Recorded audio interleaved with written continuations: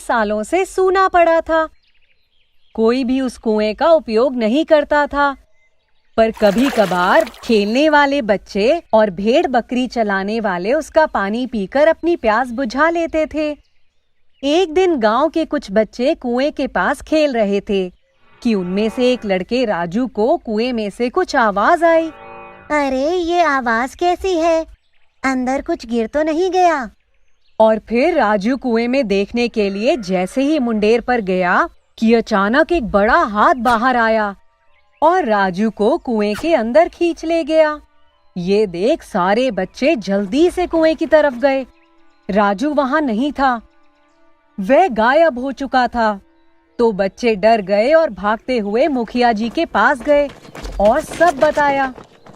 जब हम कुएं के पास खेल रहे थे तो राजू कुएं के पास चला गया और तभी एक बहुत बड़ा हाथ जैसा बाहर आया और राजू को एक ही झटके में अंदर खींच लिया। और जब हम वहां देखने गए तो राजू वहां था ही नहीं। मुखिया चाचा, वहां कोई भूत है।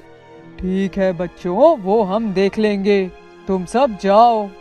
उसके बाद गांव वालों ने भी कुएं को देखा, पर राजू सच में वहां नहीं था और आसपास किसी और के कदमों के निशान भी नहीं थे।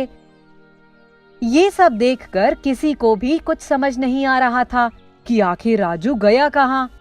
और फिर अगले दिन दो राहगीर चंदन और मदन कहीं जा रहे थे तो उन्हें भी कुएं में से कुछ आवाज आने लगी। अरे ये आवाज कैसी? लगता है अंदर कुछ गिर गया है, चल के देखता हूँ। और मदन जैसे ही कुएं के पास पहुंचा तो राजू की तरह उसे भी एक बड़े हाथ ने अंदर खींच लिया।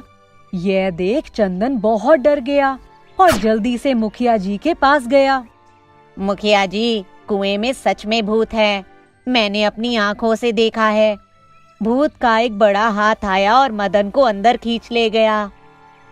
फिर गांव में और ऐसी घटनाएं होनी शुरू हो गई, जिससे गांव वाले बहुत डर गए और कुएं के पास जाना भी छोड़ दिया। गांव में किसी को भी कुछ समझ नहीं आ रहा था कि आखिर इस भूत से छुटकारा कैसे पाएं। वहीं गांव में एक लड़का था, गुरु।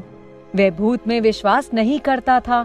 वह कहता था, वहाँ भूत तो नहीं है, बात कुछ और है, पता करना पड़ेगा। और फिर एक दिन गुरु अपने एक दोस्त के साथ कुएं के पास एक रस्सी लेकर चला गया।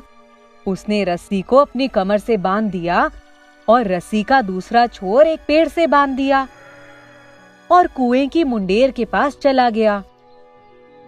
तभी फिर से वही हाथ बाहर आया और गुरु को पकड़कर खींचने लगा, पर गुरु रस्सी से बंधा हुआ था, इसलिए वह हाथ उसे नहीं खींच पाया। अरे वाह, तू तो बच गया। मैं तो पहले ही कह रहा था कि भूत नहीं है। अगर भूत होता तो रस्सी बंधे होने पर भी मुझे खींच लेता, पर ये ऐसा नहीं कर पाया। मतलब माजरा कुछ और है। और ये कहते हुए गुरु अपने दोस्त के साथ कुएं में कूद जाता है। गुरु, ये देख वही हाथ जो तुझे खींच रहा था। तभी गुरु को एक दरवाजा दिखता है। अरे ये दरवाजा कैसा है? भला कुएं में दरवाजे का क्या काम? गुरु धीरे से दरवाजे को खोल देता है तो उसे बड़ी सुरंग दिखती है। अरे ये क्या? यहाँ तो सुरंग है। थोड़ा और आगे जाने पर वे देखते हैं कि वहाँ कुछ लोग खड़े हैं और गांव के गायब हुए लोगों से खुदाई का काम करवा रहे हैं। मुझे कुछ गिरने की आवाज आई थी, कहीं वो लड़का अंदर तो नहीं आ गया? नहीं, आया होगा तो हाथ देखते ही भाग गया होगा। गांव के लोग इस कुएं से बहुत डरते हैं। वो इसके अंदर तो क्या, इसके करीब भी नहीं आते हैं। हम अपना काम शांति से कर सकते हैं। और वैसे भी अब 2 दिन का काम और रह गया है, फिर तो हम हवेली तक पहुंच ही जाएंगे और सारा खजाना लेकर निकल जाएंगे। ओह, तो ये बात है।